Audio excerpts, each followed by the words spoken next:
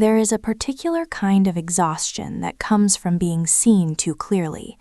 The woman who arrives first, speaks loudest, demonstrates her competence with the subtlety of a chandelier in a dark room. She learns, often painfully, that visibility has a cost: the target on her back, the knives sharpened in rooms she has never entered, the quiet resentment of those who prefer their women smaller, softer, easier to dismiss. And so she learns to apologize for her own sharpness, to dim her own light, to believe somehow that her strength is the problem, rather than the world's fear of it. But 5 centuries ago, in the shadow of Medici power, a man who had been tortured, exiled, and broken wrote a different manual. Not a manual for shrinking, not a manual for apologizing, a manual for power, raw, strategic, unapologetic. Niccolò Machiavelli. The name itself has become a slur, a synonym for cruelty, for manipulation, for the worst of political calculation. But that is the underestimation speaking. That is the world doing what it always does to dangerous ideas, reducing them to caricature so they cannot be truly seen. Machiavelli understood something that women have always known in their bones, but have been trained to forget. Being underestimated is not a weakness, it is a weapon. And like all weapons, its power depends entirely on whether you know you are holding it. He wrote The Prince not for princes, but for the excluded, for those who understood that the game was rigged, that virtue alone would not open the locked doors, that the virtuous often died in ditches, while the cunning inherited the earth. He wrote for the ones who had to find another way. And if you have ever smiled while being interrupted, nodded while being explained your own expertise, thanked someone for taking credit for your work, then you have already begun to learn his curriculum. You have already started to understand that the performance of harmlessness can be the most sophisticated aggression of all. Let us walk through the rooms of this art, the art of being seen as less than you are, so that you may eventually become everything they never expected. The first room is the room of the mask. Machiavelli wrote that a prince must learn to be a great liar and dissembler, words that scandalize the modern ear, words that seem to counsel the death of authenticity. But consider the context. Consider the Italy of his time, fractured into warring city-states, where popes fathered armies and mercenaries sold their loyalty to the highest bidder, where today's ally was tomorrow's executioner. In such a world, transparency was not virtue, it was suicide. Women live in such a world still, not with poison and papal armies perhaps, but with the equally lethal machinery of professional and social expectation. The woman who enters a negotiation with all her cards visible, who demonstrates her full competence in the first 5 minutes, who believes that merit will speak for itself, she is not being ethical, she is being naive. She has confused the way the world should work with the way it does work, and Machiavelli had no patience for such confusion. The mask is not a lie. The mask is a strategy. It is the choice to appear manageable, agreeable, non-threatening, not because you are these things, but because you recognize that power does not like to feel threatened. The woman who laughs at jokes that diminish her, who asks questions she already knows the answers to, who allows her ideas to be attributed to others in rooms where her visibility would trigger resistance. She is not being weak, she is being patient. She is building a reputation for harmlessness that she will cash in at the precise moment when resistance is no longer possible.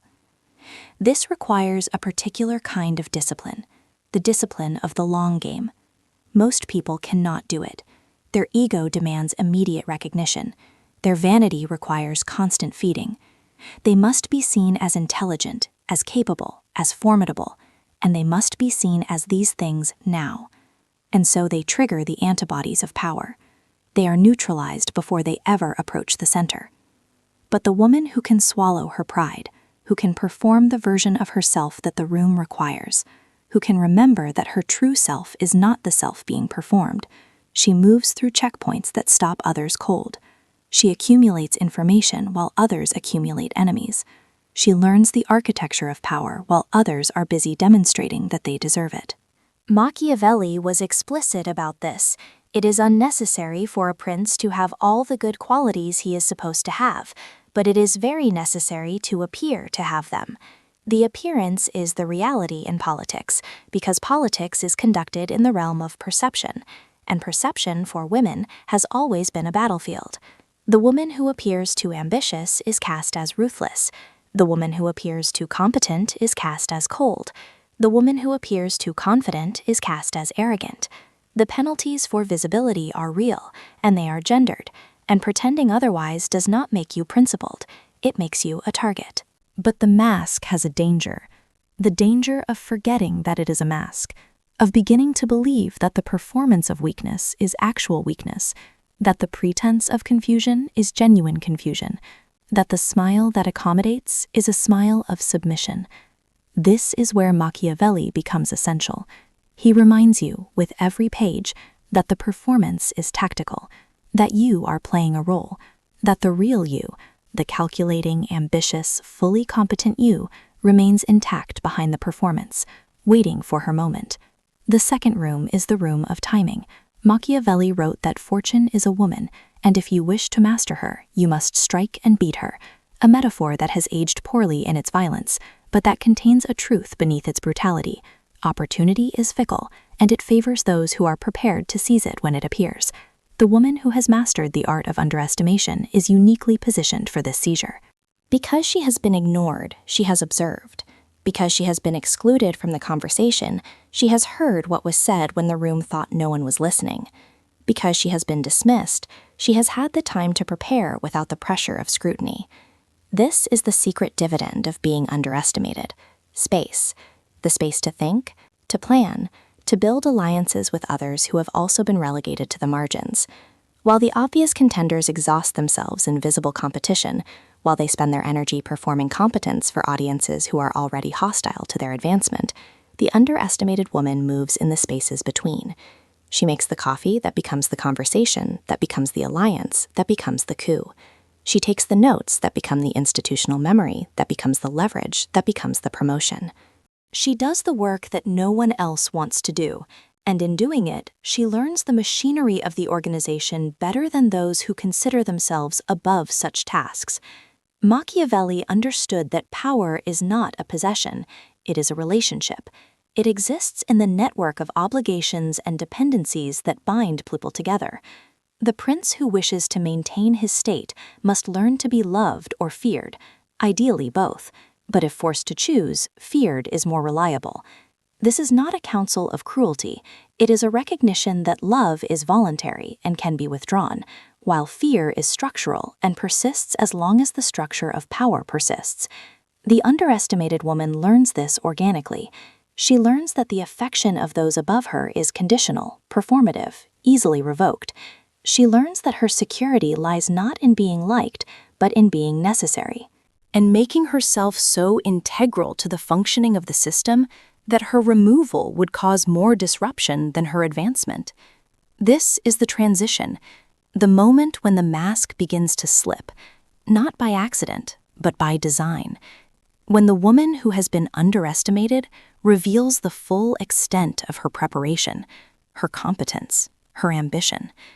And because she has chosen her moment carefully, because she has waited until her position is unassailable, until her removal would cost more than her promotion, until the resistance that would have stopped her at the beginning would now look like transparent sour grapes, she succeeds, not despite having been underestimated, but because of it. The third room is the room of aftermath. Machiavelli has been criticized for 5 centuries for his amorality, for his apparent belief that the ends justify the means, for his willingness to counsel evil when evil is necessary for the maintenance of power. But this criticism misses the point. Machiavelli was not advocating for evil. He was describing power as it is, not as moralists wish it to be. And in that description, he offers something that women have been systematically denied: permission. Permission to be strategic rather than nice. Permission to prioritize outcomes over approval. Permission to recognize that the world is not a meritocracy, and to stop pretending that it is, while others play by different rules.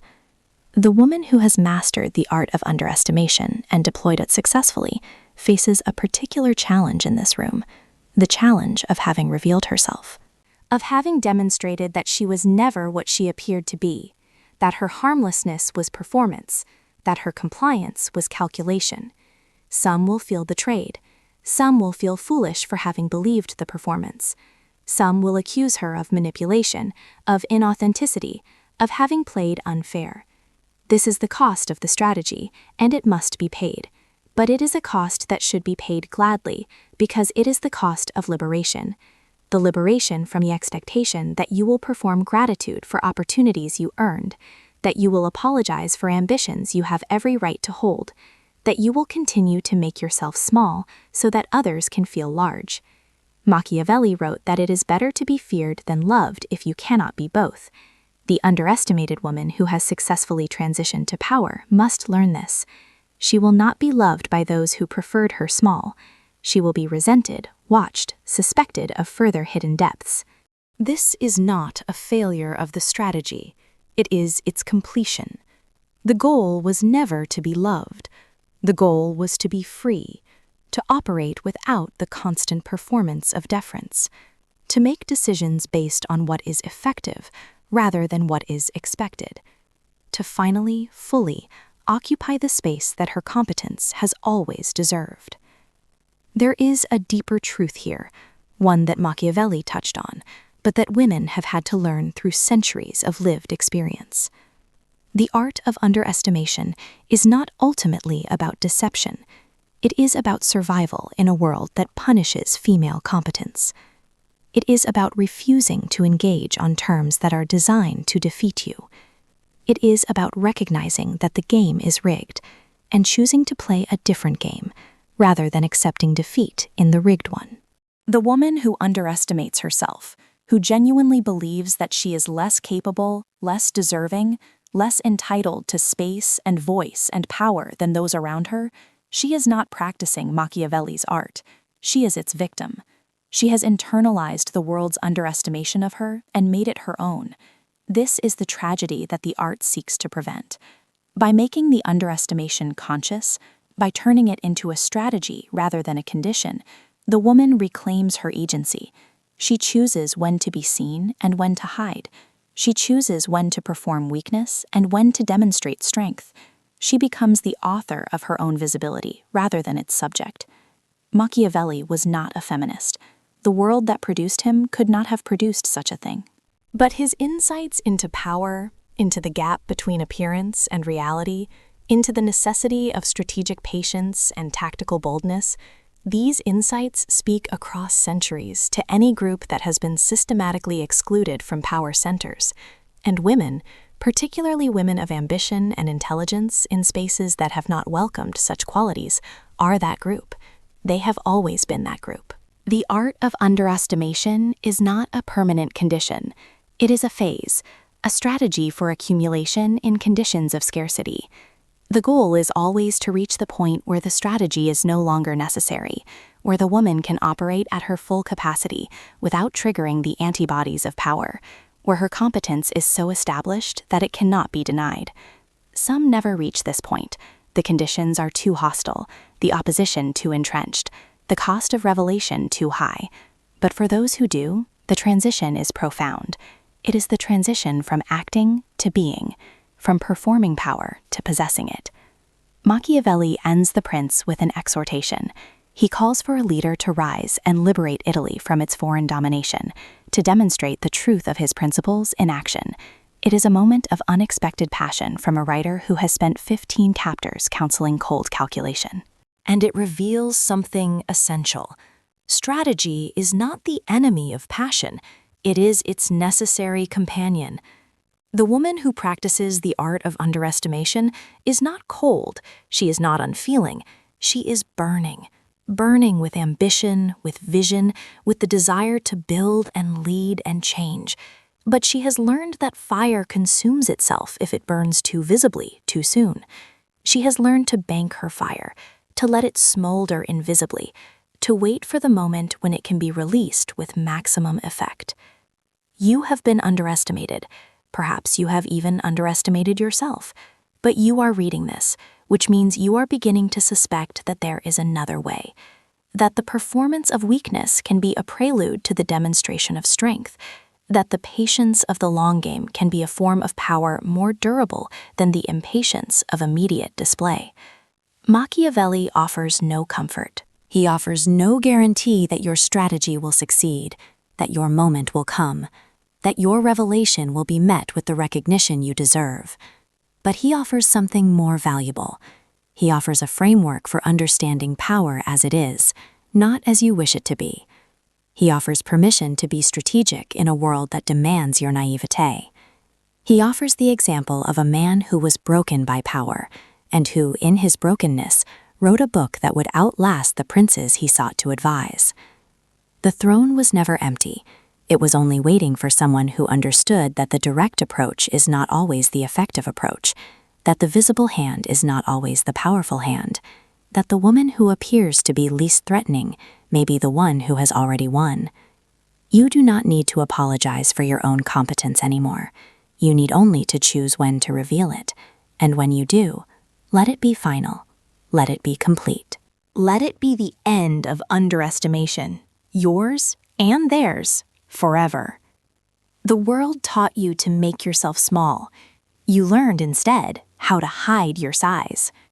Now step into the space you have been preparing.